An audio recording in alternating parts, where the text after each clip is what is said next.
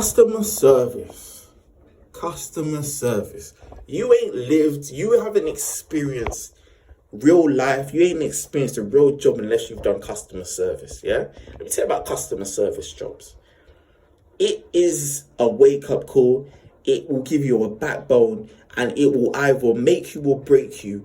It will make you realize this is what you want to do for the rest of your life. This isn't what you want to do for the rest of your life. You want to be self-employed, or you don't want to be self-employed. What do I mean by this?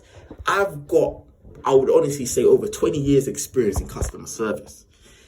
Not like I've just been working in McDonald's my whole life. No, I've done McDonald's, I've done Greggs, I've done football stadiums, I've done stewarding, I've done deliveries. I've done a lot of jobs where you're dealing with the customers, where you're dealing with the public. And when you're dealing with public, nothing can prepare you for the stupidity. Nothing can prepare you for the ungratefulness. Nothing can compare you to the lying just to get a freebie, or just to get someone into trouble, i.e. your worker. What do I mean by this? I used to work in a delivery service, right? And a lot of people would claim that they never received their parcel. People would pretend to be, they'll say they're not home, and they'll leave a note saying leave by the doorstep, or leave in a safe place. You'll leave it in a safe place like they've requested, and then you'll go back to the depot, back to the office, and then there'll be an email saying, oh, they never received their package. Just so they can either claim that the package was of £500 worth of Giuseppe slippers or something like that. Just to claim on something, just to get a freebie. And what people don't realize is when you do stuff like that, you're going to get the work into trouble. Or they'll do things where they'll pretend like they didn't get it. You'll give it to them, they didn't get it. Or they'll just flat out lie. And stuff like this, it's mind-boggling. Just to get a freebie, or they may have a bad day and a customer wants to come in and take it out on you. You're working in McDonald's. Oh, the number one thing I always used to get, or used to hear when I worked at McDonald's. Oh, I used to work at McDonald's. I love McDonald's, by the way. Like, back in the day, you could clock in, just do as much hours as you want. I don't know what it's like now. You could make whatever you wanted to make. Like, we had a good time back in the day at McDonald's. But like stuff like, I used to hear people coming like McDonald's. Oh, how could you work in McDonald's? Or you only work at McDonald's, you know? And I'm thinking, okay. First of all, the person might only work at McDonald's, but you come here breakfast, lunch, and dinner. What does that tell me? That I'm your dad. I feed you. When you're hungry, what do? You don't go to the kitchen. You come to me. I'm here making your burgers. So it works both ways. But I've realized as well, the public are and not everybody, but there's a large majority that are just mentally slow, or there's a barrier. There's like a giant brick wall between common sense and just nothing. And that barrier is deep.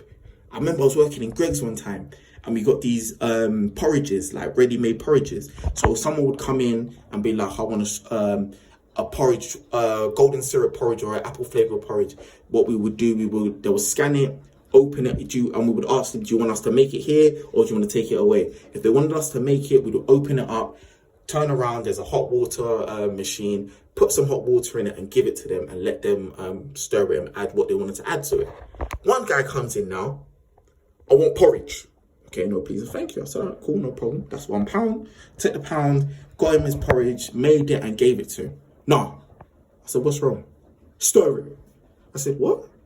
Stir it. Bearing in mind, I used to do 6 till 2 in Greggs. So in the mornings, it was crazy. And the Greggs I used to work on was one in Tottenham, right by the station. So early mornings, the queue was out the door. And I was the guy, listen, I'm not going to toot my own horn. But I used to work both tills. If you know about me, you know about me. So this guy's come in, and he's telling me I need to make him his porridge. I said, I'm not going to make you your porridge. I'll put the hot water in it, just stir it how you want it to be stirred. And then he's there saying, no, you stir it. I don't want to stir it, you stir it. But the problem is now, you see me, I'm quite clued up, I'm quite intelligent. What I realized with a lot of these customers, they're very particular. So I explained to him, I'm not going to stir it, because when you make porridge, porridge never comes out the same way twice. If you know about porridge, it's very hard to make porridge in a consistent way twice. What do I mean by that? Sometimes porridge comes out moldy. I mean, not moldy, lumpy, a bit runny. And if you stir it too much, it might get thick. You know, some people like porridge in a certain type of way. So I said to him, I'm not going to stir your porridge. One, that's not my job. Two, you might want porridge in a certain type of way, and I don't know how you want it to be made. So the guy said, no, if you're not going to do it, I don't want it. So he stormed out and left his porridge on the side. But this is the type of stuff I'm talking about. It's just, customer service is a special type of person who can be in that industry for more than, I want to say half a year. No, for 6 months. If you can do customer service for more than 6 months, you can do anything. Because when I hear people say, oh, the government's not telling us this, or the government's trying to kill us, or the government's hiding information, I think back to my customer service days and I think this is the reason why the government doesn't tell you everything. Because even look, when COVID happened, everybody's flocking to Asda and all these shops just to get toilet roll, even though we're meant to be locked out in our home. And I remember saying to one of my friends, like, why is everyone getting toilet roll? If we're all meant to be locked up in our own house, if you're going to do a dookie, just do your dookie.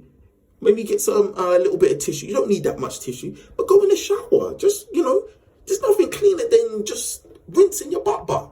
You don't need that much toilet roll. But people are just stocking up on stupidness. Toilet roll, pasta, like dumb stuff you don't even need.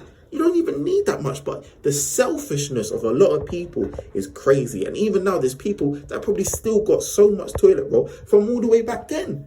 But customer is a special, I keep telling people, it's a special type of job. Shout out to all my guys who are in customer service. Shout out to all my guys that have been there for let's say over a year. If you've made it over a year in customer service, give yourself a round of applause. Yeah? Let me know about your customer service experience. Like, comment, subscribe. And customer service is a special type of place.